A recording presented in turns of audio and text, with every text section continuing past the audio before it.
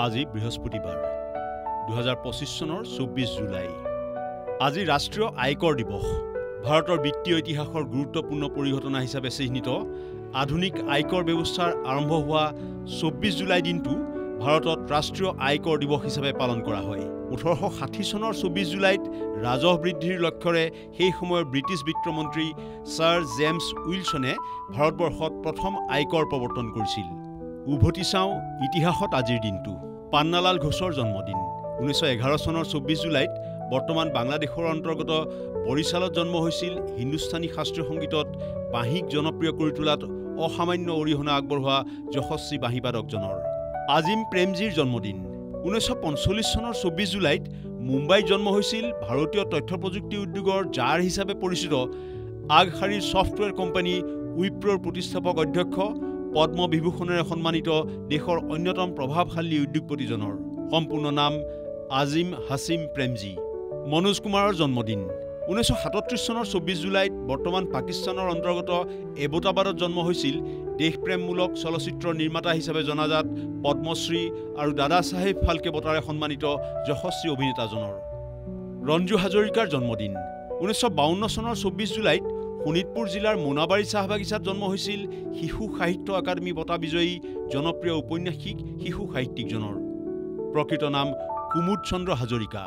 উত্তম কুমাৰৰ মৃত্যু 1980 চনৰ 24 জুলাইত 53 বছৰ বয়সত কলকাতাত মৃত্যু হৈছিল মহানায়ক হিচাপে খ্যাত শ্ৰেষ্ঠ অভিনেতাৰ প্ৰথম ৰাষ্ট্ৰীয় চলচ্চিত্ৰ বঁটা বিজয়ী অভিনেতা তথা বাংলা চলচ্চিত্ৰৰ সৰ্বকালৰ অন্যতম জনপ্ৰিয় অভিনেতা প্ৰযোজক পৰিচালকজনৰ।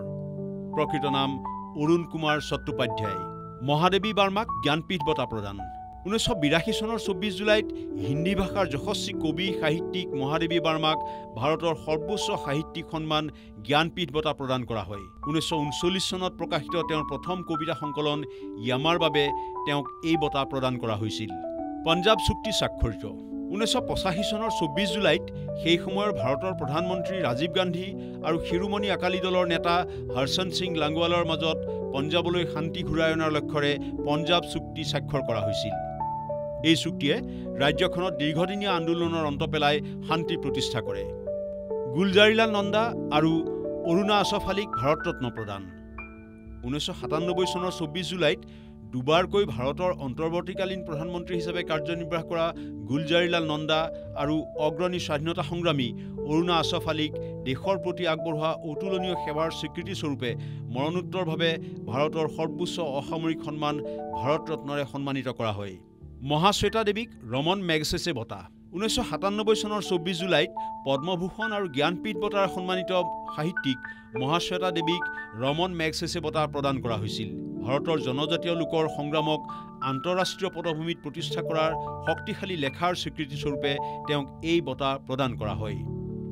ভাৰতৰ প্ৰথম মহিলা গ্ৰেণ্ড মাষ্টাৰ 2000 চনৰ 24 জুলাইত অৰ্জুন বঁটা বিজয়ী দবা খেলুৱৈ সুব্ৰমণি বিজয়লক্ষ্মী ভাৰতৰ প্ৰথম মহিলা দবা গ্ৰেণ্ড মাষ্টাৰ হিচাপে পৰিগণিত হয়। এই সন্মান ভাৰতীয় দবা ইতিহাসৰ এক উল্লেখযোগ্য সাফল্য হিচাপে চিহ্নিত হয়। মীৰাবাই চানুৰ অলিম্পিক ৰূপ 2021 চনৰ 24 জুলাইত মণিপুৰৰ ভাৰোত্তোলক মীৰাবাই চানুৱে টকিঅ' অলিম্পিকত 49 কেজি ভাৰোত্তোলন প্ৰতিযোগিতাত ৰূপৰ পদক লাভ কৰে। মুঠ 202 কিলোগ্ৰাম ওজন দাঙি তেওঁ সেইবাৰৰ অলিম্পিকত ভাৰতৰ প্ৰথম পদক হিচাপে পৰিগণিত এই সাফল্য অৰ্জন কৰিছিল।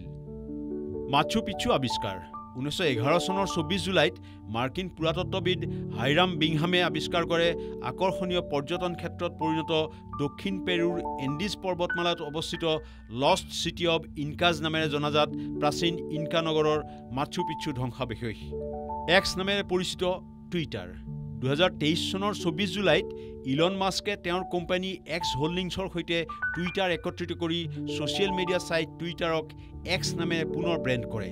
ইয়াৰ দ্বাৰা এই প্লেটফৰ্মটোক এক্স ব্ৰেণ্ডৰ অধীনত এভৰিথিং এপলৈ ৰূপান্তৰিত কৰা হয়। ইনফৰমেশ্যন ডেস্ক প্ৰথম খবৰ।